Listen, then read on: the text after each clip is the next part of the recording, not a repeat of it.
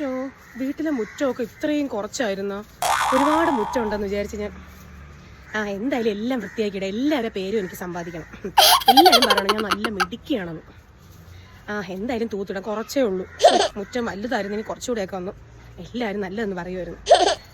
എന്തായാലും ഉള്ള മുറ്റം നന്നായിട്ട് തൂത്ത് വൃത്തിയാക്കിയിടാം.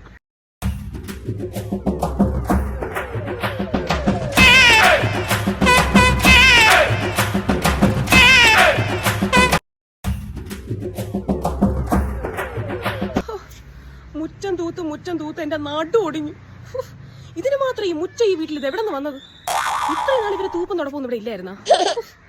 എന്റെ നട്ടലൊടിഞ്ഞ് മതിയായി. 2 ദിവസം വീട്ടിൽ പോയി നിൽക്കാന്ന് വെച്ചാൽ അതിനും പറ്റൂല. തലവേദന എടുക്കുന്നു. എന്തെങ്കിലും കള്ളത്തരം പറഞ്ഞ് തുറപ്പെടുക്കാത്ത വിധത്തിൽ ഇവിടെ ആക്കണം. എന്റെ ദൈവമേ, ഈ കൊടും ചൂടത്ത് ഈ ജോലിയൊക്കെ ചെയ്തു എനിക്ക് വയ്യ. ഇതിന്നൊരു മോചനമില്ലേ? കല്യാണം കഴിഞ്ഞാൽ സുഖിക്കാന്ന് വിചാരിച്ച് കല്യാണം കഴിഞ്ഞതായി ഇവിടെ കിടന്ന് തൂപ്പും തുടപ്പും തന്നെ. എന്തൊരു വിധിയെ.